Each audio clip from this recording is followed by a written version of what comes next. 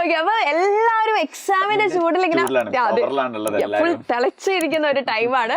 അപ്പൊ സാറ് കുറെ പേരില്ലേ, രണ്ടുപേർക്കുമായിട്ട് ഒരുപാട് പേര് മെസ്സേജ് ചെയ്യുന്നുണ്ട്.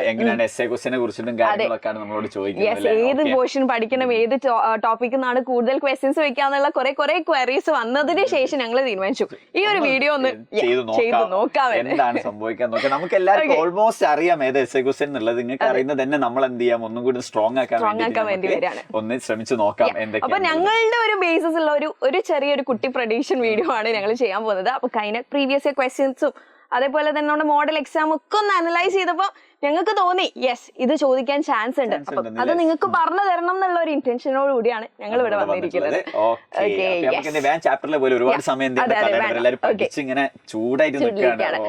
അത് കൂടുതൽ നമുക്ക് ചോദിക്കാൻ ചാൻസ് ഉള്ള 2 ചാപ്റ്റേഴ്സ് എസ്സേസ് ഉറപ്പാക്കാം അല്ലെ? ഒന്ന് ഡയറക്ടിങ്ങും ആണ്, മറ്റൊന്ന് മാർക്കറ്റിംഗും ആണ്. എന്തായാലും ഒരു സംശയമില്ല മക്കളെ, ഈ ചാപ്റ്ററിൽ നിന്ന് നിങ്ങൾക്ക് ഒരു എസ്സേ ഉണ്ടാവും.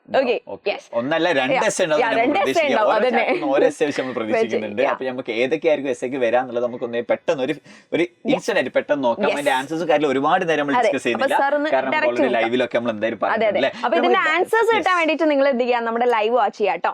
ഇന്നത്തെ നാളത്തെ ഒക്കെ ലൈവ് വാച്ച് ചെയ്താൽ ബാക്കിയുള്ള കാര്യങ്ങൾ അവിടെ സെറ്റ് ആകും. ഇനി നമ്മൾ ക്വസ്റ്റ്യൻസിലേക്ക് നോക്കാം. നമുക്ക് ഡയറക്ടിംഗ് നോക്കാം. ഡയറക്ടിംഗ് നമ്മൾ ഒരുപാട് പഠിച്ചിട്ടില്ല, 4 എലമെന്റ്സ് ഓഫ് ഡയറക്ടിംഗ് ഒക്കെ പഠിച്ചിട്ടുണ്ട്. അങ്ങനെ വെച്ച് നോക്കുമ്പോൾ അതിൽ ഏറ്റവും ഇമ്പോർട്ടന്റ് ആയിട്ട് നമുക്ക് എപ്പോഴോ പ്രാവശ്യം ചോദിക്കുന്നതാണ് നമ്മുടെ മോട്ടിവേഷൻ എന്ന ഭാഗത്ത് നിന്ന് ഒരു ക്വസ്റ്റ്യൻ നമുക്ക് എക്സ്പെക്ട് ചെയ്യാൻ പറ്റുന്നതാണ് മോട്ടിവേഷൻ. അപ്പൊ മോട്ടിവേഷൻ എന്തൊക്കെ ചോദിക്കുന്നു ആകെ ഇത്രയേ ഉള്ളൂ അല്ലെ? മോട്ടിവേഷൻ ഒന്നെങ്കിൽ മാസ്ലോനെ കുറിച്ച് ചോദിക്കും, അല്ലെങ്കിൽ ആരെ കുറിച്ച് ചോദിക്കും, ഇൻസെന്റീവ് ചോദിക്കുന്നു. ഈ 2 ഭാഗത്തിന് നമുക്ക് എന്ത് ചെയ്താൽ മതി, മോട്ടിവേഷന്റെ ഭാഗത്ത് ഒരു എസ്സേ ക്വസ്റ്റ്യൻ ഉണ്ടെങ്കിൽ നമുക്ക് പ്രതീക്ഷിക്കേണ്ടതുള്ളൂ. അത് സെറ്റ് ആയില്ലേ? ഇതൊക്കെ പഠിച്ചു കഴിഞ്ഞതാണ്, നമ്മൾ ലൈവ് പറഞ്ഞതാണെന്നൊക്കെ നമുക്ക് ഓർമ്മ ഉണ്ട് അല്ലെ? ഇനിയിപ്പോ ഡയറക്ടിംഗ് ഇനിയിപ്പോ ഒരു എലമെന്റും കൂടിയാണ് നമുക്ക് ചോദിച്ച് കാണാൻ ചാൻസ് ഉള്ളത്. അത് നമ്മൾ വളരെ ഈസി ആയിട്ടുള്ളത് ആരാണ്? കമ്മ്യൂണിക്കേഷനിൽ നിന്നാണ്. ഓക്കെ, കമ്മ്യൂണിക്കേഷൻ ഈസി ആയിട്ട് പഠിക്കാൻ പറ്റുന്ന നമ്മൾ ഇപ്പം ചെയ്തുകൊണ്ടിരിക്കുന്ന ഈ കമ്മ്യൂണിക്കേഷൻ ഇതെന്ത് ചെയ്താൽ മതി, ആൻസർ ചെയ്താൽ മതി. അതെ, നമുക്ക് ഡയറക്റ്റ് ആയിട്ട് എഴുതാൻ പറ്റുന്ന ഒരു സബ്ജക്ട് കൂടിയാണ് ബിസിനസ് സ്റ്റഡീസ്. ഓക്കെ, ഇപ്പൊ കമ്മ്യൂണിക്കേഷന്റെ ഭാഗത്തുനിന്ന് എന്ത് വരാം, കമ്മ്യൂണിക്കേഷന്റെ സ്റ്റെപ്സ് ഒരു എസ്സേ ആയിട്ട് ചോദിച്ചേക്കാം. ചിലപ്പോൾ അല്ലെങ്കിൽ എന്ത് ചോദിച്ചേക്കാം, നമ്മുടെ ബാരിയേഴ്സിലെ എങ്ങനെ ഈ പറഞ്ഞതുപോലെ ഇവിടെ ആർക്കും നെറ്റ് ഒക്കെ കട്ടാവുന്നുണ്ടെങ്കിൽ അതേപോലത്തെ ബാരിയേഴ്സിനെ കുറിച്ച് പറയുന്നത് കൂടി ചെറിയ ടോപ്പിക്സ് ആണ്. ഇതും കൂടി പഠിച്ചു വെച്ചാല് നമുക്ക് എന്താ ഇറ്റ്സ് ഈസി ടു ഫ്ലോ. പിന്നെ ഒരു ഇൻഫോർമലും ഫോർമലൊക്കെ ഉണ്ട്. നമ്മൾ ഓൾറെഡി ഫോർമലൈസേഷൻ ഇൻഫോർമലൈസേഷൻ അതൊന്നും കൂടുതലായിട്ട് പഠിക്കേണ്ട ആവശ്യമില്ല, നമുക്ക് അറിയുന്ന ബേസിക് കാര്യങ്ങൾ തന്നെയാണ് അല്ലേ? അപ്പൊ ഇനി അടുത്തത് മാർക്കറ്റിംഗ് ആണ്. അപ്പൊ മാർക്കറ്റിൽ നോക്കുകയാണെങ്കിൽ നമുക്കറിയാം ആ ചാപ്റ്ററിൽ ഉറപ്പായിട്ട് നമുക്ക് ചോദിക്കാൻ ചാൻസ് ഉള്ള ഒരു ക്വസ്റ്റ്യൻ എന്താണ് മാർക്കറ്റിംഗ് എന്നും അതേപോലെ മാർക്കറ്റിംഗിന്റെ ഫംഗ്ഷൻസ് എന്താണെന്നും. ഓക്കെ, അപ്പൊ ഫംഗ്ഷൻസ് വളരെ സിമ്പിൾ ആയിട്ട് പഠിക്കാവുന്നേ ഉള്ളൂ. അപ്പൊ ഓരോ ഫംഗ്ഷനും നിങ്ങൾക്ക് ഏറ്റവും സിമ്പിൾ ആയിട്ട് പഠിക്കണമെങ്കിൽ ഇന്നത്തെ ലൈവ് മസ്റ്റ് ആയിട്ടും വാച്ച് ചെയ്യാം. ഓക്കെ, അതോടൊപ്പം തന്നെ നമുക്ക് മാർക്കറ്റിംഗ് മിക്സ് ഉണ്ടല്ലോ. മാർക്കറ്റിംഗ് മിക്സിൽ എന്താണ് പറയുന്നത്? മാർക്കറ്റിംഗ് മിക്സ് 4 എലമെന്റ്സ് ആണ് പറയുന്നത്. ആ 4 എലമെന്റ്സിൽ തന്നെ പ്രൊമോഷൻ മിക്സിന് നമ്മൾ കുറച്ച് എക്സ്ട്രാ ഒരു എഫേർട്ട് എടുത്ത് പഠിക്കേണ്ട കാര്യമുണ്ട്. കാരണം പ്രൊമോഷൻ മിക്സിൽ ഇത് എസ്സേ ചോദിച്ചിട്ടില്ലെങ്കിൽ പോലും എന്തായാലും എസ്സേയിൽ ഇത് ഉണ്ടാവും. പക്ഷെ എസ്സേ അല്ലാതെ നമുക്ക് ക്വസ്റ്റ്യൻ എക്സ്പെക്ട് ചെയ്യാൻ പറ്റുന്നതാണ് ഏത്, നമ്മുടെ സെയിൽസ് പ്രൊമോഷൻ ആക്ടിവിറ്റീസ്. ഓക്കെ, ഇതിൽ നിന്ന് സെയിൽസ് പ്രൊമോഷൻ ആക്ടിവിറ്റീസ് ഉണ്ടല്ലോ. സെയിൽസ് പ്രൊമോഷൻ ഒക്കെ പഠിക്കാൻ ഭയങ്കര എളുപ്പമാണ്. എല്ലാ പ്രൊമോഷനും അതിന്റെ ഉള്ളിൽ തന്നെ അവിടെ തന്നെ നമുക്ക് കാണാൻ പറ്റും, ഡിസ്കൗണ്ട്സും റിബേറ്റ്സും കാര്യങ്ങളൊക്കെ കാണാൻ പറ്റും. അപ്പൊ ആ കാര്യം ഒന്ന് ഇവിടെ നോക്കുക. അതേപോലെ തന്നെ പ്രൊമോഷനിൽ നമുക്ക് ഒത്തിരി കാര്യങ്ങൾ ഡിസ്കസ് ചെയ്യാൻ, അഡ്വർടൈസിങ്, പേഴ്സണൽ സെല്ലിംഗ്, അതുകൂടെ ഒന്ന് പഠിച്ചു വെക്കുക. അത് നിങ്ങൾക്ക് എസ്സേയിൽ ഹെൽപ്പ് ചെയ്തില്ലെങ്കിലും 5 മാർക്സിനൊക്കെ എന്തായാലും ചോദിക്കും. Okay, yes. അപ്പൊ ഇതാണ് മാർക്കറ്റിംഗ് നിന്ന് ചോദിക്കാൻ പോകുന്ന എസ്സേ എന്ന് പറയുന്നത്. ഈ സ്ക്രീന് മാത്രം മതി നിങ്ങൾക്ക് ഏകദേശം ഒരു 10, 15, 20 മാർക്ക് വാങ്ങാനുള്ള 16 മാർക്ക്. 15 മാർക്ക് ഇവിടെ തന്നെ സെറ്റ് ആണ് എന്നുള്ളത് ഉറപ്പാണ്.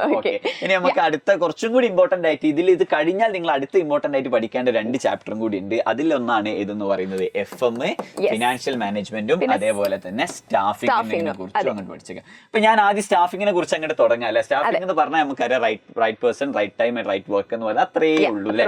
അതിലൊന്നുമില്ല, 2 തരത്തിൽ നമുക്ക് സ്റ്റെപ്സ് പഠിക്കാണ്ട്. 2 സ്റ്റെപ്സ് ആണ് നമുക്ക് അതിൽ പഠിക്കാനുള്ളത്. ഒന്ന് സ്റ്റാഫിങ്ങിന്റെ സ്റ്റെപ്സ്, പിന്നെ എന്തിൻ്റെതാണ് സെലക്ഷന്റെ സ്റ്റെപ്സ്. പഠിച്ചു വെച്ചേക്ക, ഈസിയാണ്. ഒറ്റ 6 സ്റ്റെപ്സ് വെച്ചിട്ടാണുള്ളത്. ഈസി ആയിട്ട് എന്ത് ചെയ്യുക, അത് പഠിച്ചു പോവാ. പിന്നെ സ്റ്റാഫിംഗ് ഒറ്റ ചോദ്യമേ ചോദിക്കുള്ളൂ. അതേതായിരുന്നു? സ്റ്റാഫിങ്ങിന്റെ ഓക്കെ സ്റ്റെപ്സ് കഴിഞ്ഞാൽ പിന്നെ ചോദിക്കാൻ ചാൻസ് ഉള്ളതാണ് നമ്മുടെ റിക്രൂട്ട്മെന്റ് എന്ന് പറയുന്നത് കേട്ടോ. എങ്ങനെ ആൾക്കാരെ റിക്രൂട്ട് ചെയ്യുന്നത്, റിക്രൂട്ട്മെന്റിന്റെ ഇന്റേണലും ഉണ്ട് എക്സ്റ്റേണലും ഉണ്ട്, ഈസി ആയിട്ട് പഠിച്ചു വെച്ചേക്കാം. അതൊക്കെ നമുക്ക് ഡെയിലി കാണുന്ന കാര്യങ്ങൾ ഇതാക്കുന്നു, അത്രേ ഉള്ളൂ. അപ്പൊ നിങ്ങൾ ഇങ്ങനെ സ്റ്റെപ്സ് അതേപോലെ പ്രോസസ് ഒക്കെ ചോദിക്കുമ്പോൾ മെയിൻ ഹെഡിങ്സ് ഒന്ന് വൃത്തിക്ക് പഠിക്കുക. എന്നിട്ട് അതിന്റെ ഡിസ്ക്രിപ്ഷൻ നിങ്ങൾ ഓൺ വേർഡ്സിൽ എഴുതിയാലും മെയിൻ ഹെഡിങ്സ് ആ ഒരു പക്ക ആ ടേംസ് ഒക്കെ വരുന്ന സാധനങ്ങൾ അവിടെ ഒന്ന് എഴുതിയിട്ട് ഒരു അടിവരെ കൂടി ഇട്ട് കൊടുക്കാം. ഇൻവിജിലേറ്റേഴ്സ് ഒന്ന് അട്രാക്റ്റഡ് ആവട്ടെ. കുറച്ച് അണ്ടർലൈൻ ഒക്കെ നല്ലതാണ്. FM വളരെ ഈസി ആയിട്ടുള്ള കുറെ ട്രിക്സ് എന്താന്ന് പറഞ്ഞു കഴിഞ്ഞാൽ FM കുറെ സാധനങ്ങൾ സെയിം ആയിട്ട് പഠിക്കാൻ പറ്റുന്നതാണ്. ഞാൻ ആദ്യം പറയുന്നു, ഒരു ഫിനാൻഷ്യൽ ഡിസിഷൻ എന്ന് പറയുന്നുണ്ട്. നമ്മൾ 3 ഡിസിഷനെ കുറിച്ച് പഠിക്കുന്നത്. അതിൽ ഒന്നാണ് ഫിനാൻഷ്യൽ ഡിസിഷന്. ഈ ഫിനാൻഷ്യൽ ഡിസിഷനും അതേപോലെ തന്നെ ക്യാപിറ്റൽ സ്ട്രക്ചറിന്റെ ഫാക്ടേഴ്സും ക്യാപിറ്റൽ ഒരുപോലെ ഉള്ളതെന്ന് പറഞ്ഞു, ഇത് രണ്ടും സെയിം ആണ് കേട്ടോ. ഈ രണ്ട് സെയിം വീഡിയോ ചെയ്തിട്ടുണ്ട്, അത് നോക്കിയാൽ നിങ്ങൾക്ക് മനസ്സിലാവും. ഇത് രണ്ടും 8 പോയിന്റ് അങ്ങോട്ട് പഠിച്ചു വെച്ചാൽ ഇനി എസ്സേക്ക് ഈ 2 ചോദ്യം വെച്ചാൽ 5 മാർക്കിന് ചോദിച്ചാൽ നമുക്ക് ഈസി ആയിട്ട് സെയിം ആൻസർ ആണ്, ഡിഫറെന്റ് ക്വസ്റ്റ്യൻ ആയിട്ട് ചിലപ്പോൾ വന്നേക്കാം. അപ്പൊ ഈസി ആയിട്ട് എന്ത് ചെയ്യുക, ഇത് 2 പഠിച്ചേക്കാം. പിന്നെ ഒറ്റ കാര്യം കൂടി അതിലുള്ളൂ, ഫിക്സഡ് ക്യാപിറ്റലും അതേപോലെ തന്നെ വർക്കിംഗ് ക്യാപിറ്റലിനെ കുറിച്ചിട്ടുള്ളതും. ഓക്കെ, ഫിക്സഡ് ആൻഡ് വർക്കിംഗ് കുറച്ചും കൂടി പഠിച്ചു കഴിഞ്ഞ മക്കളെ ഡൺ. ഓക്കെ, ഇത്രയും ചാപ്റ്റർ പഠിച്ചാൽ തന്നെ പാസ് മാർക്ക് അതിലപ്പുറം കിട്ടും. 25-30 മാർക്ക് ഇപ്പൊ തന്നെ കിട്ടിയിട്ടുണ്ട്. അപ്പൊ നിങ്ങൾ മനസ്സിലാക്കി ഇത്രയും സിമ്പിൾ ആണ് നമ്മുടെ ബിസിനസ് എന്നുള്ളത്. ഓക്കെ, അപ്പൊ മറക്കണ്ട ഈ ടോപ്പിക്സ് കൃത്യമായിട്ട് പഠിക്കും. ഇതിന്റെ ആൻസേഴ്സ് എല്ലാം നമ്മുടെ ലൈവില് നമ്മൾ കൃത്യമായിട്ട് നമ്മൾ അടിപൊളിയായിട്ട് പോയിട്ടുണ്ട്. സിമ്പിൾ ആയിട്ട് പോകുന്നുണ്ട്. നമുക്കിനി ബാക്കി ഇന്നും ചെയ്യാം, നാളെ ഉണ്ട്. എല്ലാം അറ്റൻഡ് ചെയ്ത് കഴിഞ്ഞാൽ you will be able to score 90 above marks അല്ലെങ്കിൽ 100% മാർക്ക് നമുക്ക്. Okay, bye, thank U.